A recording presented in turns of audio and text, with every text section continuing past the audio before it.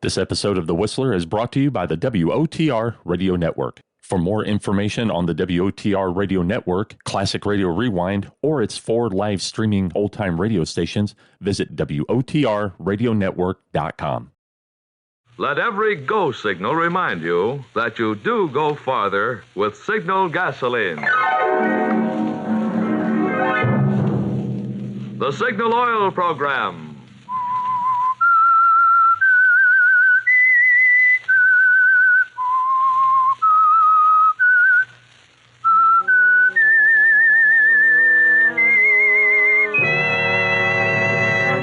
I am the Whistler.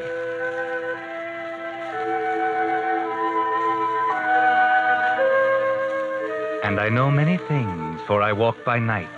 I know many strange tales, many secrets hidden in the hearts of men and women who have stepped into the shadows. Yes, I know the nameless terrors of which they dare not speak.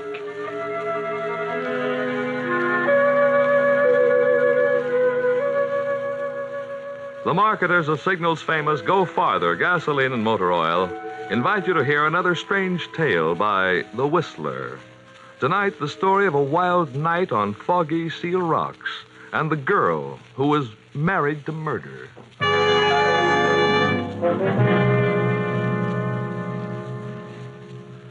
But first, I'd like to take a moment to tell you about Clyde Davis, a Signal gasoline dealer in Alameda, California, who's been working on cars since 1910. War or no war, Davis' motto is service, the kind that keeps cars running and customers smiling. The 1st and 15th of each month are battery days at Davis Signal Station, and the battery of every customer is given a complete free inspection. Another thing Davis is a crank on is clean car windows. If the chamois alone won't do the job, he uses Bon-Ami. Davis doesn't run a repair shop, but his long experience as a mechanic has helped many a customer avoid a repair job. Such service surprises many folks these days, but Signal gasoline dealers have a reason for going out of their way to please. For them, running a service station isn't just a job, it's their permanent business, and they're interested in making it grow by keeping customers satisfied. Fortunately, the same services that keep drivers smiling are the ones that help cars last out the duration. Wouldn't you say that's a mighty good reason for getting acquainted with your neighborhood Signal gasoline dealer soon? And now, The Whistler.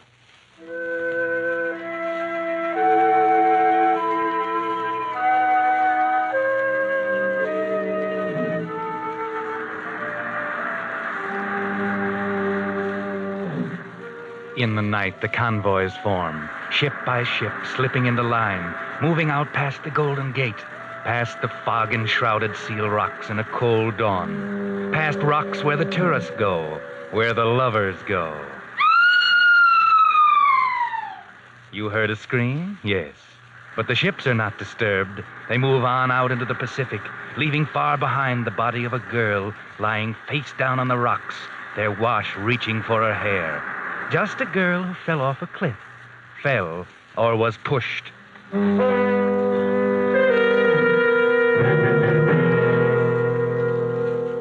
The finding of a girl's body on rocks creates hardly a stir in the bustle of the city the next day. A brief item in the afternoon papers. A call for the coroner. Another entry in the police records. There are only a few people who notice. If we were to look for them, we might find them down on Montgomery Street, in a dirty little bar where artists and would-be artists and slummers hang out. Yes, there are a lot of people here who might know something about a body twisted on the rocks. For instance, that blonde giant at the end of the bar, sitting with his head in his hands, or the girl walking up to him now, sliding into the seat beside him. Rick, I thought I'd better tell you they're looking for you. Huh? Oh, hello, Cassie. Who's looking for me? You know who. The police. They're asking questions about Maureen. They know you knew her. So what? Why should they ask me questions about her? Women like her have jumped off cliffs before. Don't try to kid me, Rick. Remember, I'm Cassie, Maureen's roommate. I knew her better than even you did. Yeah, I guess you did. Maybe I never really knew her very well. Well enough to break her heart. Maybe well enough to want to get rid of her. What are you talking about? You needn't pretend with me, Rick. Maureen had no secrets with me. She told me everything. And I told the police. I had to, Rick. They kept pumping me. I had to. What did you tell them, Cassie? I told them that you loved her once, that another woman had taken her place, a society dame gone bohemian. A blonde and beautiful heiress looking for a thrill by flirting with a poor, struggling artist in a turtleneck sweater. That's enough, Cassie. Leave Sally out of this. She's in it up to the neck. Maureen was too good to take a back seat to any Miss Moneybags. I said leave her out of it. Okay. Only one more thing. I told the police about last night. What do you mean? You and Maureen had a quarrel last night, just a few hours before she died. Yeah?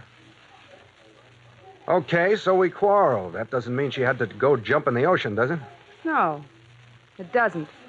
I'm pretty sure of that. That's what I told the detective. You throw your accusations of murder around pretty freely, don't you, Cassie? No, not usually, Rick, but I liked Maureen. She was more than a fine sculptress. She was a swell person. She was just about the best of this bohemian melting pot down here, and I don't like to think of her being pushed off that cliff. Just remember that I'll do anything I can to help them get to the truth of this. I'll remember, Cassie. Yeah, I guess you will. Okay, Rick. Better get your answers ready, because if I'm not mistaken, that Dick who just walked in is looking for you.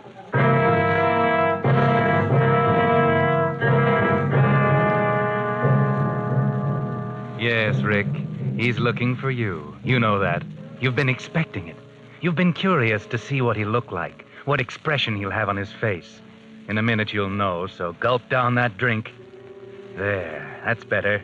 And there he is. You can see his face sliding into the spot in the mirror where Cassie was a minute ago. You Rick Carlson? That's right. I'd like to ask you a few questions. Yeah, I know. Okay, go ahead. It's about Maureen. That's right. You knew her pretty well? Of course, you know I did. She was in love with me.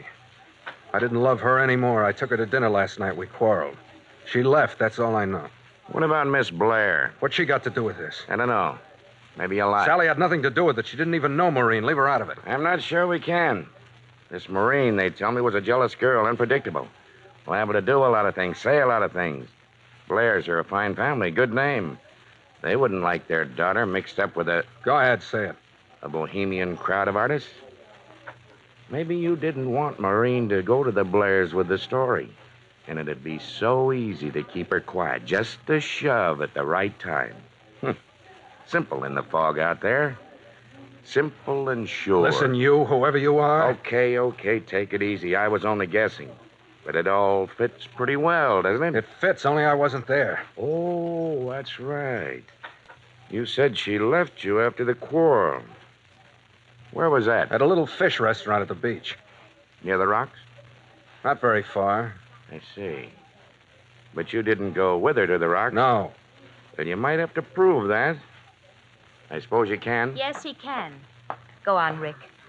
Tell him it's all right. You needn't worry about dragging me into it. Tell him you were with me. Sally. Oh, this is Miss Blair, I presume. That's right. And you see, officer, you're on the wrong track if you're suspecting Rick. He couldn't have pushed Maureen off the cliff because he was with me last night, from 10 o'clock on. You see, Rick's painting a portrait of me, and we worked through most of the night. It was after dawn when we stopped. I see. Okay, I guess I was wrong. Thanks for your time. You're a lucky man, Olson. And I guess you know that. Yes, I know. Goodbye. Goodbye. Well, aren't you going to invite me to have a drink? I'm simply burning with thirst, and your glass is empty. Good. Let's have 2 old fashions. Sally. What, darling? Don't you want another one? Sally. What, Rick? What is it? You look so upset. Oh, of course, how thoughtless of me. Naturally, you're upset about Maureen. Wasn't it dreadful? And then, you were very friendly with her at one time, weren't you? Before you met me, of course. Sally, why did you do it? What, dear? Tell him you were with me last night. Oh, that. Well, after all, you're the man I love, and naturally, I'd hardly want anything to happen to you that would take you away from me. Just because you couldn't prove where you were. Thanks, Sally. It's all right, Rick, darling. Let's just forget it now. It's all over. No, Sally, that's just what I'm afraid of. It's probably not over. They won't give up so easily. Now you'll be dragged into it. I don't want that. It's all right, Rick. I don't mind. It might even be fun. Yes, an investigation right here in our own group. All our secret lives exposed. And nothing can happen to you. You were with me. I mean that much to you. After all, you're the man I'm going to marry. Sally, you mean you really will? Of course. I intended to all along, didn't you know? And after all, a girl can't say yes too quickly, can she? Oh, Sally. No, but darling, think. This Maureen business may be messy. A scandal in the papers. What about your family? Oh, never mind about them. I'm determined to marry you, Rick, especially now. And nobody can stop me. Don't worry, darling, about me. I think it's going to be thrilling. Thrilling? Everything's thrilling to you, isn't it? Yes, because I live that way. I couldn't stand it just living like most people without any excitement or danger. What's the good of living if you can't have any fun? No, of course not, darling. Of course not. And when this mess is over and forgotten, I'll make you happy. Very happy. Oh, yes, Rick, I'm sure you will. When it's over. When it's over. But it's not over yet, Sally. In spite of your loyal attempt to save Rick, he's not quite safe yet. Some people are so suspicious. Some people aren't yet convinced of his innocence. Yes, there's going to be a trial for murder. The murder of Maureen. The date has been set, and as the district attorney prepares his case, he finds that each way he turns, there's a barrier. One barrier between him and conviction. Sally. Oh, good afternoon, Miss Blair. Sit down. Thank you. I called you in because I wanted a few words with you before the trial. All right, I'm here. What is it? Miss Blair, I'm going to be very frank with you. All the evidence in the Morrison girl's case points to the guilt of Richard Olson. The coroner's jury believed him guilty. I believe him guilty. Any jury in the world would convict him on the evidence, except for one thing. Your word. Yes.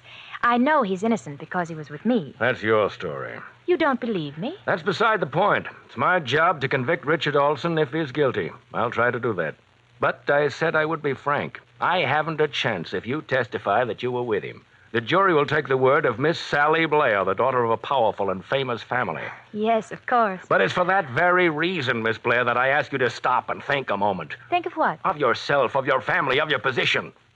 If it should turn out later that Richard Olson was indeed guilty, could you forgive yourself for having aided a murderer? But he's not guilty. He was with me. Perhaps you haven't heard that Richard Olson and I are going to be married. Married? Yes, as soon as this farce is over. So you see, Mr. District Attorney, you're wasting your time. I see.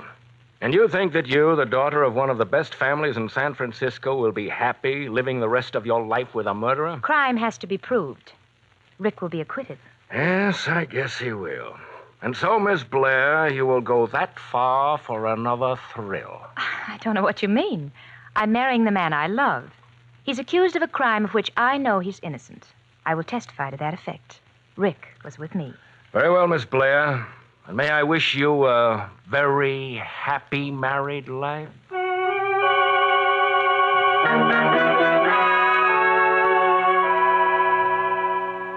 And so, Rick, you're going free, thanks to Sally and her testimony. And when the trial is dismissed and you're free, you'll take her to that dirty little bar that was your rendezvous. And you'll tell her about all the things in your heart. You don't know what it is, Sally, to be free. You know, I used to sit in that cell and think about you and your portrait. Wonder if I'd ever see you again. I wondered if I'd ever finish my picture of you so that everybody could see your beauty. Darling, it'll be a great portrait. Really great. Of course it will, darling. And after we're married, you'll have all the time in the world to paint it. Yes, after we're married next week. Darling, let's go down and get the license right now. Wait. Rick, just one thing. You do love me, don't you? You know I do. More than you did Maureen? Much, much more. I just wanted to be sure. Rick. Yes? Rick, why did you do it? What? Why did you kill her? Sally. Oh, don't look so startled. I knew all along. I just wondered why you did it. Let's not talk about it. Let's leave it as dead as Maureen is. Let's be happy and not talk about it ever. Or maybe you'd rather not go through with this now. Of course, darling. I made my choice. You love me, I love you. That's enough. We'll both forget Maureen. If we can.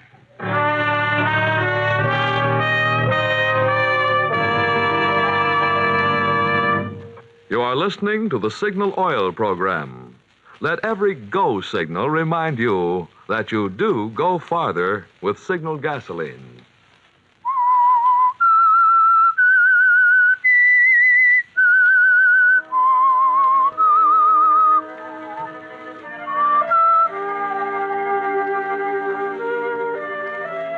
so Rick, acquitted of murder, and Sally, who saved his life even though she knew he was guilty, were married. Not a very happy start for a marriage, was it, Rick? It somehow changed things to know that Sally knew. But then it was only Sally. Charming, beautiful Sally, who got a thrill out of life. After all, she wouldn't have saved you, wouldn't have married you if she hadn't loved you. Would she? Sally, hurry, come see. What, dear? The portrait, I've finished it. It's wonderful. Come and see it. Just a minute. I'm doing my hair. But aren't you excited? Of course, darling. Can't you wait? No. Oh, all right, Rembrandt. Where is it? Don't joke, sweet. This is my masterpiece. Cast not upon it a jaundiced eye. It's very good, Rick. I think it will sell. Sell, by Jupiter. The woman's a commercial money grabber. Sell nothing. It'll be famous. Do you really think so? I'm glad. It's a great painting, Sally, because you're in every line of it. You and my love for you. That's very sweet of you, Rick. You're so cool. Why? Well, I thought you said the portrait was of me. Yes, and so a composite of all the loveliness of the world. Rick, I don't have green eyes. Neither does the... So she does. Do you know I didn't realize it? I meant to make them blue. And my nose doesn't turn up like that. I'm not complaining, you understand. If someone Now, else... don't start that again, please. Rick, are you really happy with me? My gosh, what a Oh, question. but you never go out. You just sit here night after night and brood. I like to stay home. Rick, are you in love with a girl with green eyes? Don't be silly. I love only you, and you know it. Besides, you yourself say I haven't left this studio in weeks. A fine clandestine love affair, that is. Let me see the picture again, huh? Here. Mm-hmm. Didn't Maureen's nose turn up that way? And if I remember, her eyes were green. Just that shade of green. Is your conscience bothering you, Rick? Shut up. We weren't going to talk about it. Why don't you want to talk about her? What are you so afraid of? Does she haunt you? Stop being jealous of a corpse, Sally. Can't you stop hating her now that she's dead? I'm not jealous, Rick. And it was never Maureen I hated, never. That has a chilling sound. What are you driving at? Or is that what killing someone does? Does it make you fall in love with them? Let go of me, Rick. Don't hurt me. I'm your wife, remember? You don't have to be afraid of me. You know that, don't you? I'm not sure. You're so afraid. I thought it would be exciting being married to a murderer. That we'd have a deadly secret to share as no one else could. But it's dull. We can't do this, and I can't say that because you're afraid.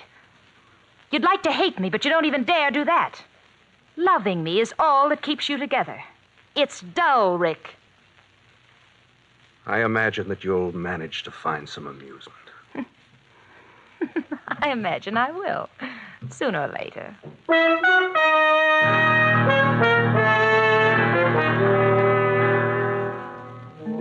Well, Sally, is being married to a murderer beginning to bore you? But as Rick says, I imagine you'll find some amusement, even if it's only with Tommy Melvin. I need a drink. Come on, Tommy. Buy me one. No, where's Rick? No, he's at an art dealer's. He'll be along. You know, sometimes I think he loves that painting better than me. Let's have zombies, huh? Oh, that's pretty strong. I like strong things, exciting things. You're bored, aren't you? A little. You're not very happy with Rick, are you? Not very. Well, it's none of my business, of course, but why did you marry him? He's hardly your type. Marrying Rick was the biggest thrill I've ever had. You'd do anything for a thrill, wouldn't you? I like that. I bore easily, Tommy, and I don't like being bored. I want to feel everything I can, every emotion, every experience I can crowd into my life, good and evil. You're without conscience, Sally. You could do anything and not look back. I like that, too. Thanks. But I don't quite see your marrying Rick in that light. I didn't think you would. You could leave him, you know. I'm going to New York next week, and you could come along, Sally. I'd like to have you. Thanks, Tommy. You're sweet. It might be fun. Give me some time to think it over. I'll let you know. Tomorrow? All right. Here comes Rick. You better leave. Oh, Tommy, here's a nickel. Drop it in the jukebox, will you? Number 17. Sure. You won't forget, Sally. No, I'll call you in the morning. Hello, darling. I've been waiting for you. So I see, but not alone. Rick, you're not jealous of Tommy. No, I guess not. You have a drink? No. Sally, listen, I've got to talk to you. We've got to come to some understanding. I found my painting on the back porch this morning. The fog might have ruined it. That painting is great. It will hang in the Metropolitan. It's more important than my life, Sally. Remember that. I'm sorry. You're so morose lately, dear. What's wrong? I don't like it, Sally. What? I don't see you anymore. You're never home. You're always here or out with that Tommy Melvin. And when we are together, you ask questions like, how does the tide sound at 2 a.m? Or you wonder what that murderer in San Mateo feels, and you watch me. When we pass Maureen's old apartment house. When I hear a police siren in the street, you watch me. You watch me and watch me. I don't like it. How suspicious you are. I'm not kidding, Sally. I've walked around and around the streets, making up my mind, and now I'm determined to say it out. You married me for the thrill of marrying a murderer, nothing more. Isn't that true? Hold your voice down. Rick, I think you're afraid of me. Maybe I am. You needn't worry. I won't tell the police. I'm your wife, remember? That's not what I'm afraid of. What then? Perhaps you'd like to push me off a cliff, too, but you can't do it. You love me far too much to hurt me. You're right. Lord, how I wish I didn't. I don't mind. Let's go to dinner, darling. Down at the beach. I want you to take me to that fish place down on the cliff near the rocks, huh? Sally, you know I don't want to go there. Why not? Because you took Maureen there that last night? Rick, you must get over that silly fear. Besides, I want to go there. We'll have dinner, and then I want to take a walk along the beach. I love the sound of the surf at night. Don't you, Rick?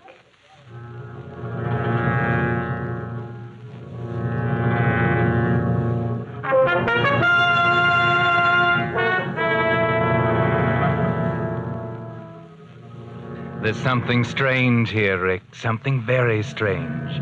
You sense it, too, as you sit opposite her at dinner. Just like you sat opposite Maureen that night. Only there are things you don't notice, like those pills she slipped into your coffee cup. And when you leave and start walking down the beach, you aren't really aware of where you are. Sally? Sally, slow up. I can't seem to keep up with you. Come on, dear. We're almost there. I feel sort of strained. I don't understand. Sort of sleepy and tired, huh? Come on, Rick. Here, give me your hand. Huh? There. Now, sit right over here. Where, Sally? Where are we? This place seems familiar, but I can't... Of course it's familiar, Rick. Huh? Down below there are the rocks. The rocks? Sally, why did you come here? No particular reason. I like the moonlight on the rocks. There's no moonlight. It's foggy. Never mind. I like it here. I don't. What's the matter, dear? Does your conscience bother you? I thought hardened murderers got over that.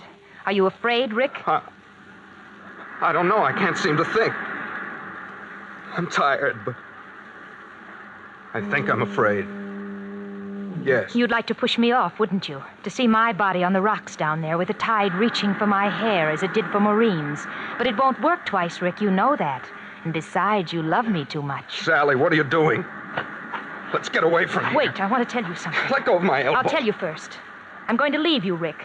I'm going to New York with Tommy Melvin. What? But you won't care, Rick. Because, you see, I'm not going to fall off this cliff tonight, Rick. But you are. You were right. I married you only for the thrill of being married to a murderer. Sally, what are you saying? But that's a thrill that paled very easily. Murder itself will be a much bigger one. Are you crazy? Do you think I'll let you push me over? You can't stop me, Rick. You see, you can't even stand up without weaving. You won't be able to lift a finger to stop me. I put your own sleeping powders in your coffee. It's nothing a doctor will turn up, but it's enough. Sally, you can't get away with it. Why not, Rick?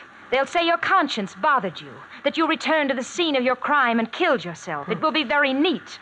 You weren't a very good killer. I'll be a much better one. No, Sally, in God's name, don't... Goodbye, my darling. You'll be with your green-eyed love in the water, and I shall be free of you both. Let go of my arm. It was fun, but you were afraid. You won't be afraid anymore, Rick. Sally! Sally, stop! Sally! Goodbye, Rick. Goodbye.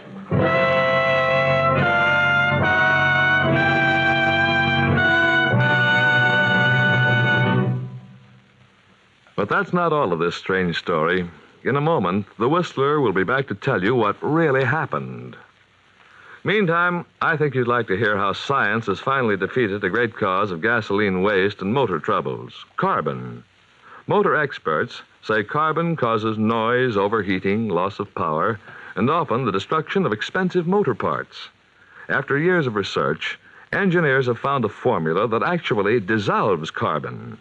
And that priceless formula is incorporated into every quart of Signal's famous 4-star motor oil.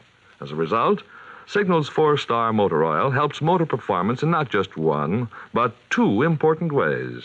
First, its rich paraffin base protects moving parts with a tough, lasting film of lubricant that resists heat and wear.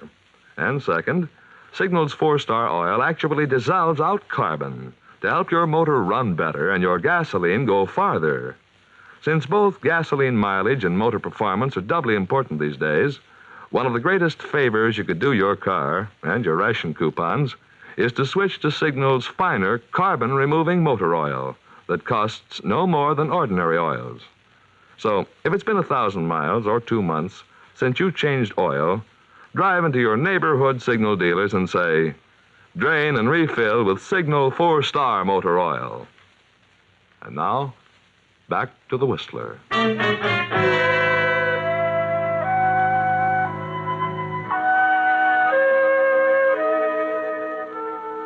Yes, Sally got her biggest thrill at last. She gave Rick sleeping powders and pushed him over the cliff. But then something went wrong. For a girl who had committed murder for a thrill, she suddenly lost her nerve. It was only a little light from a Coast Guard boat, but it sent her running along the cliff, slipping, sliding, taking the wrong turns, and finally... Yes, over she went. They found her body next morning. Rick told them where to look. Yes, Rick. He didn't die. He was only injured on the rocks. It was Sally who died, by her own hand, you might say. But the police didn't see it that way. They didn't know Sally was the girl Rick loved too much to kill. So they said she was pushed. Twice was enough. So Rick was sent upstate for a permanent change of address. Only just before he left, a strange thing happened. The committee from the Metropolitan Museum of Art came to see his painting. They were a little surprised. It was very beautiful, but there had been an accident. Someone had been a little careless with some paint remover. The girl in the picture had no nose, and you couldn't tell if her eyes had been blue or green. Sally might have known, but then the rocks don't tell their secrets. The tide doesn't testify.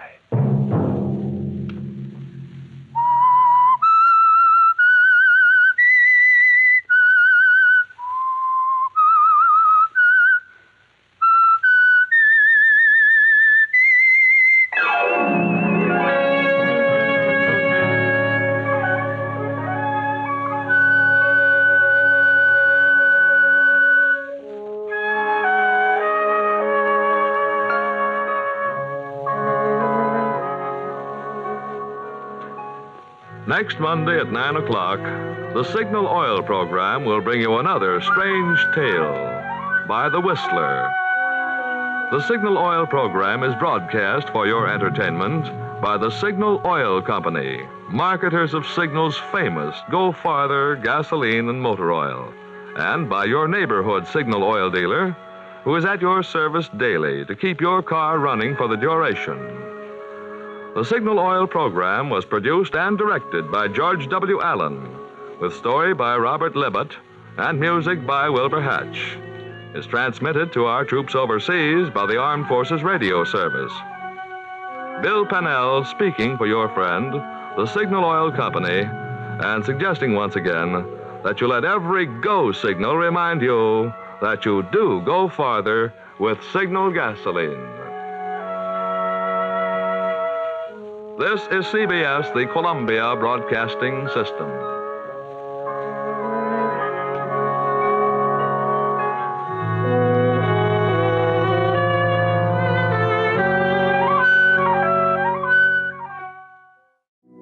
You're listening to the WOTR Radio Network.